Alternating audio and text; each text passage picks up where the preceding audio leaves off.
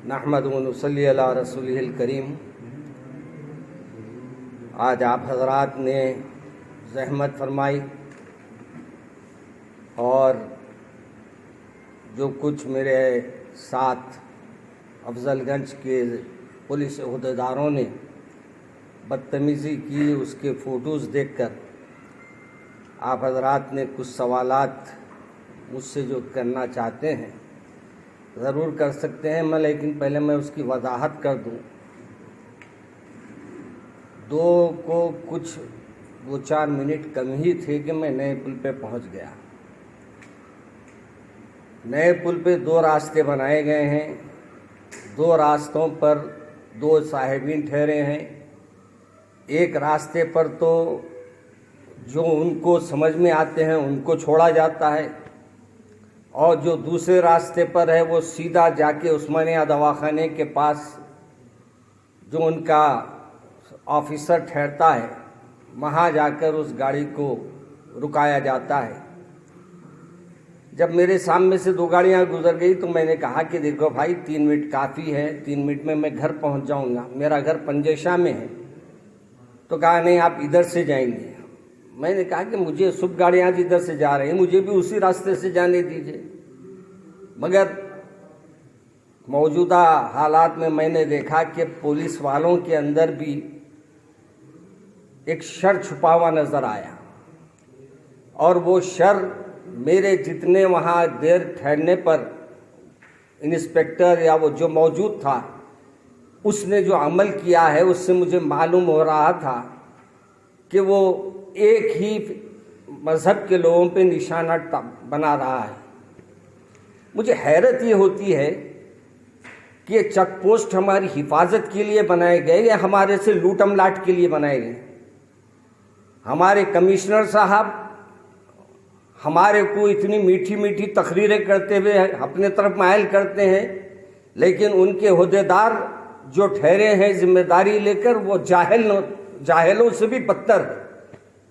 और मैं जब उनसे मुलाकात करने के लिए करीब गया और जाकर मैं अपना तारुफ पेश करने की कोशिश कर रहा था तो उन्होंने मेरे तारुफ को भी सुनने से मना कर दिया। मैंने कहा मेरे पास भी है, मगर वो कहा नहीं, आप ठहरिए, कोई बात आपसे करनी नहीं है। तो इस किस्म के जाहिल लोगों को अगर आप ठहरा करेंगे और फिर दौरा करके आप लोगों को ये समझाएंगे कि आप इत्मीनान से है, तो ऐसे जाहिलों पे भरोसा करके हम इत्मीनान से कैसे रह सकते हैं। आज ही मेरे सामने कई रिपोर्ट मैं खुद देखा हुआ। उमर रसीदा ज़ईफ साहब अपनी बच्ची की मिजाज पुरसी के लिए ओल्ड सिटी आए थे। वो बेचारे नामपल्ली में रहते हैं। उनकी गाड़ी को पकड़ लिया गया और उनको कह रहे हैं कि आप पैदल जाइए। क्या हमारे पुलिस वालों की आंख नहीं है? नौजवान चलो है भाई, आप नौजवानों के साथ करिए। एक ऐसी उम्र वालों के साथ जिसकी उम्र बेचारों की 60 से 65 साल की है, ऐसे लोगों पे ये जुल्म।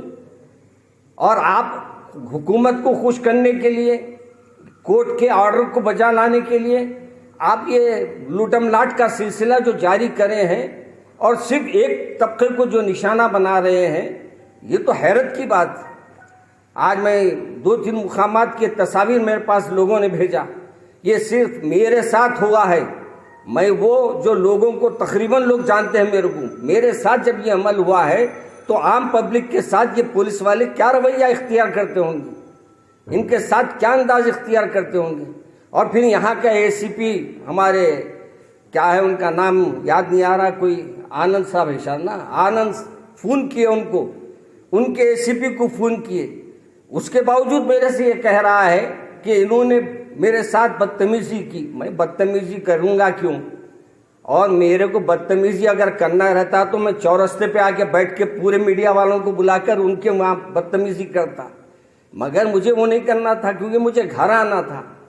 और मैं एक कमेटी में से आ रहा था, एक मदरसे की कमेटी थी, उसमें गया मियाँपुर। वहाँ से हालांकि मैं 1-12:30 को निकल गया। रास्ते में इतनी ट्रैफिक, और फिर जिधर देखो सिग्नल पड़े हुए। अब सिग्नलों से बचेंगे तो भी आप जुर्माने लगा रहे हैं। अगर आप ट्रैफिक को कैसे उसको छोड़ के हम आगे बढ़ेंगे, ये भी तो हमारे लिए मसला है। इसलिए मैं हमारे होम मिनिस्टर साहब से तो नहीं कहता, मैं क्या मैं होम मिनिस्टर साहब से कहूँ कि उन्होंने क्या होम है ही ना मिनिस्टर है उन्होंने।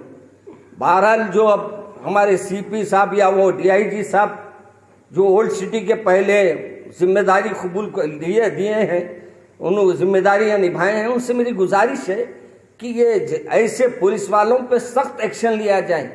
और मेरे को अफसोस इस बात पे भी है कि लोग इनसे खैरखाई क्या करेंगे। अभी एक देखा मैं, एक हामिला औरत को लेकर जा रही, उनसे गाड़ी छीन ले रही।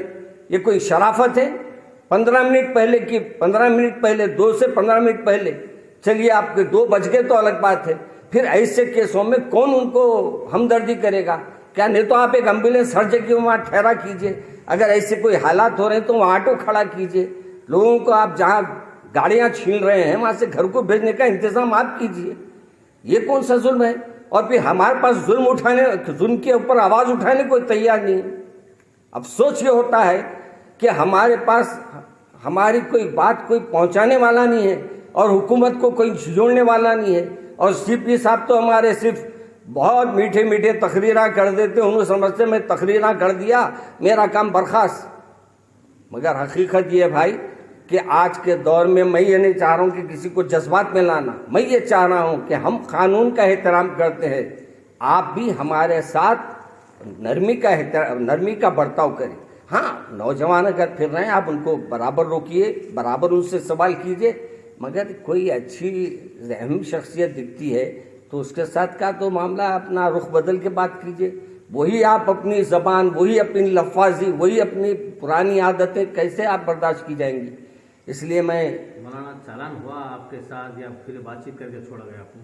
देखिए, मेरे को जहाँ तक इल्म हुआ है कि हमारे बिरादर अंसारी साहब ने बलाला साहब को फ़ोन किया था और फिर बलाला साहब भी वहाँ फ़ोन किए तो उनके सामने भी यही कमबख्त ने कहा है कि बहुत कुछ इन्होंने कहा। मतलब कि मेरे साथ लोग मौजूद थे वहाँ। मैं उनको सिर्फ यही कहा कि भाई मेरे पास भी है, मैं अपनी गाड़ी में आज नहीं निकला हूँ, मेरे पास अचानक मैं निकला था, एक दूसरी गाड़ी में मैं आया हूँ, मेरे को आप छोड़ दीजिए, मैं पंजेशा पे आऊँ। मैं इतनी बात पे वो ये कह रहा है कि मेरे से बहस करे।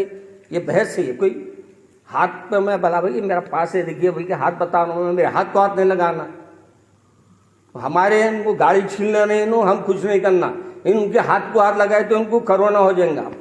हाँ, ये गाड़ियों के पैसे लूट के खा रहे हैं तो इनके खानदान वालों को कोरोना नहीं होगा, इनकी नस्लें हराम में जाएंगी, मरेंगी इंशाअल्लाह। मौलाना, आपने कहा कि एक तख्ते को देखकर पुलिस पकड़ा जा रहा, तो इसका क्या मतलब, क्या ऐसा हो सकता है? मैं ऐसा महसूस किया हूँ आज, ये मेरे सामने हुआ है।